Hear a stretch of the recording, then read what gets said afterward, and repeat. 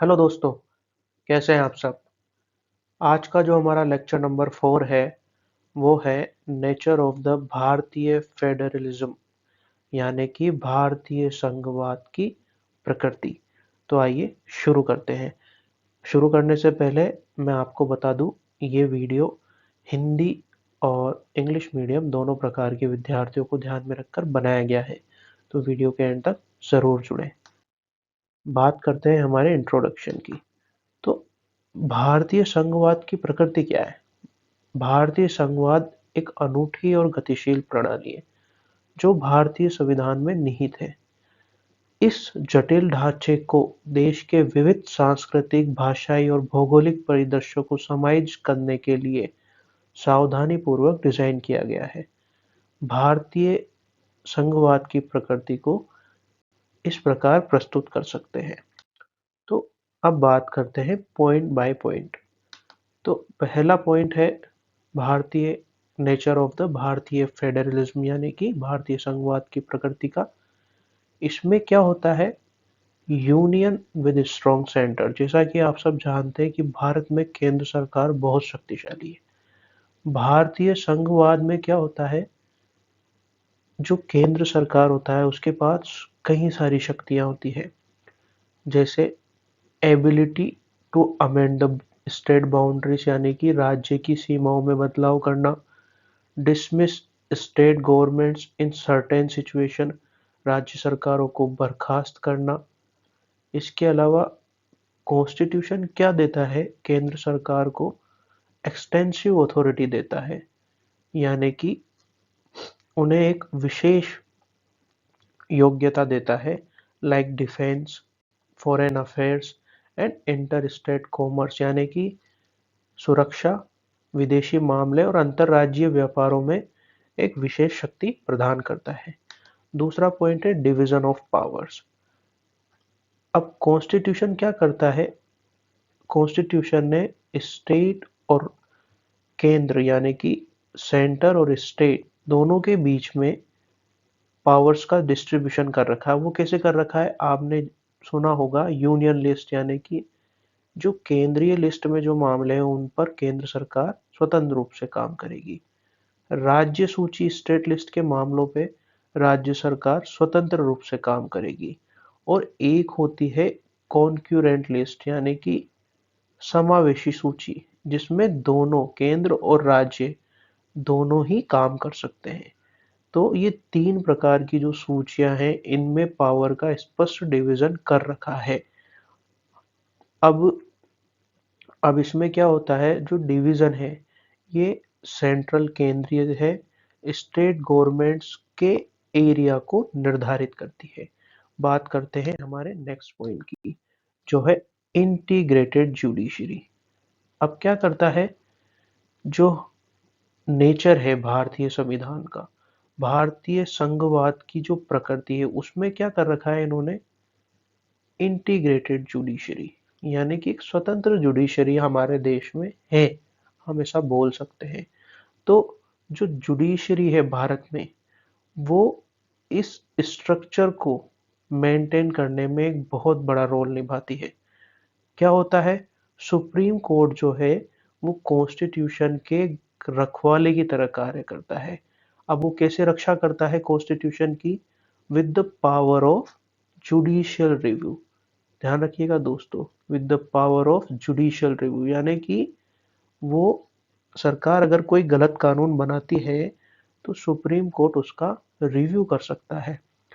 दूसरी बात वो क्या कर सकता है? सेंटर और स्टेट के बीच में यानी कि केंद्र और राज्य के बीच में अगर कोई डिस्प्यूट होती है तो उसे सॉल्व कर सकता है। This integrated judiciary ensures uniform interpretation of laws throughout the country, यानी कि वो कानूनों की व्याख्या भी कर सकता है। अब बात करते हैं हमारे नेक्स्ट पॉइंट की, जो है सिंगल सिटीजनशिप। तो क्या करता है? इंडिया में दो नागरिकताएं नहीं है, इंडिया में हर भारतीय को एक ही नागरिकता है। जैसे अमेरिका में केंद्र की नागरिकता अलग रहती है और राज्य की अलग रहती है, भारत में ऐसा सिस्टम नहीं है। भारत में हर व्यक्ति को एक ही नागरिकता है। ठीक है? और कॉमन सेट ऑफ राइट्स और रेस्पॉन्सिबिलिटी, यानी कि अधिकार भी एक ही है और उसके कर्तव्य भी एक ही है। अब बात करते हैं हमारे नेक्स्ट पॉइंट की, जो है एसिमेट्रिक फेडरलिज्म यानी कि विषम संघवाद। अब आपके मन में ख्याल आया होगा कि विषम संघवाद क्या होता है। तो इंडिया ने क्या करा, जब भारत आज़ाद हुआ तो बहुत सारे स्टेट थे भारत में। तो उनमें से कईयों को शामिल करने के लिए कई सारी संधियां करनी पड़ी। जैसे कि जम्मू कश्मीर में आर्टिकल 370 35A पे साइन करने पड़े। उसमें उनसे संधि करनी पड़ी, भाई है आपका संविधान अलग रहेगा। इस तरीके से कई सारे हमें प्रोविजंस लाने पड़े। जैसे कि जो मणिपुर, असम इधर के जो इलाके हैं, ट्राइबल्स एरिया है, इनको एक विशेष सुविधा प्रदान की गई है। तो ये एक विषम संघवाद का उदाहरण है। अब बात करते हैं हमारे अगले पॉइंट की, जो है फाइनेंशियल रिलेशन। अब आप सोच रहे होंगे कि संघवाद की प्रकृति में फाइनेंशियल रिलेशन कैसा है। तो कॉन्स्टिट्यूशन ने क्या कर रखा है, जो देश के फाइनेंशियल रिसोर्सेज है, ठीक है, उनके लिए एक मैकेनिज्म तैयार कर रखा है कि कैसे बंटवारा होगा आफ्टर जीएसटी। जैसा कि आप सबको याद है, ये फिक्स है, सेंटर का इतना होगा हिस्सा, स्टेट का इतना होगा हिस्सा, और IGST integrated integrated state tax में भागीदारी कितनी कितनी होगी। ये बिल्कुल गुड्स एंड सर्विस टैक्स में क्लियरली डिफाइन कर रखा है। और साथ ही जो गवर्नमेंट के फंड्स होते हैं वो स्वतंत्र रूप से किस तरीके से बंटवारा होगा, इसका भी एक फाइनेंस कमीशन के तौर पे हमारे यहाँ मैकेनिज्म है।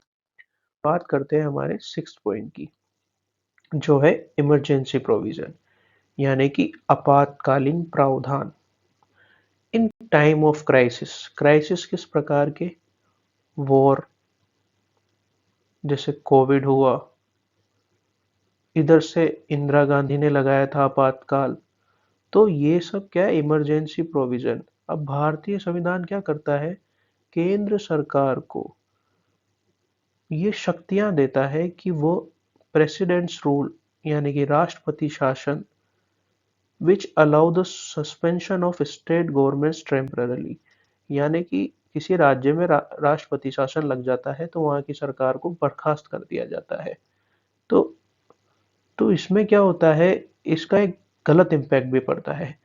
जो सरकारें होती हैं वो राज्य सरकारों को अपने फायदे के लिए भी बर्खास्त करते हुए हमने इतिहास में देखा है। तो इसमें केंद्र सरकार को एक बहुत ही अधिक शक्ति प्रदान की गई है। बात करते हैं कोऑपरेटिव फेडरलिज्म की, यानी कि मिलजुल कर रहने वाला संघवाद कोऑपरेटिव तौर पर। तो डिस्पाइट द स्ट्रॉन्ग सेंटर, भारतीय फेडरलिज्म प्रमोट्स कोऑपरेटिव फेडरलिज्म, ठीक है। तो इसमें क्या होता है, आपस में मिलजुल कर बैठकर अपने विवादों का निपटारा करना। तो वो भी हमारे एक संघीय हिस्से का एक बहुत बड़ा उदाहरण है। अब हमारे नेक्स्ट पॉइंट की बात करते हैं रिजिड कॉन्स्टिट्यूशन। अब भारतीय कॉन्स्टिट्यूशन क्या है, जो अमेंड होते हैं, आपने सुना होगा रिजिड यानी कि कठोर और फ्लेक्सिबल यानी कि लचीला। भारतीय संविधान दोनों का मिश्रण है। इसमें कई सारी ऐसी चीजें हैं जिन्हें संशोधित करना बहुत कठोर है। जैसे कि मौलिक अधिकार, उसे संशोधित नहीं किया जा सकता। जैसे कि कई सारे ऐसे अमेंडमेंट्स हैं जिसमें मेजोरिटी ऑफ स्टेट्स की कंसेंट की जरूरत है। तो reinforcing the federal character and protect the interest of states। तो कई सारी ऐसी चीजें हैं जिसमें राज्यसभा का बहुमत होना जरूरी है। लोकसभा में पास हो जाती है तो राज्यसभा में भी पास होना जरूरी है। उसके साथ ही स्टेट्स की उसमें स्वीकृति होनी चाहिए। तो दोस्तों, इन कंक्लूजन यानी कि सार इन सारी बातों का ये है कि भारतीय संघवाद जो है ये बैलेंस बनाता है सेंट्रल अथॉरिटी और स्टेट अथॉरिटी के बीच में, ठीक है। अब ये क्या करता है, हमारे नागरिकों को सुरक्षा भी प्रदान करता है, ठीक है, उन्हें कई सारी सुविधाएं भी प्रदान करता है, लेकिन इसकी कई सारी हानियां भी है। इसमें केंद्र सरकार को बहुत अधिक पावरफुल बना दिया गया है और स्टेट्स को कई सारे अधिकार छीन लिए गए हैं, जो इसकी एक नाकामी भी हम बोल सकते हैं या कमी भी हम बोल सकते हैं। तो दोस्तों, आपको ये वीडियो कैसी लगी और हमारी जानकारी कैसी लगी, ये कमेंट करके ज़रूर बताएं और इस वीडियो को अपने दोस्तों के साथ ज़रूर शेयर करें और चैनल को ज़रूर सब्सक्राइब करें। अब हम मिलते हैं अगली वीडियो में। Thank you so much. जय हिंद।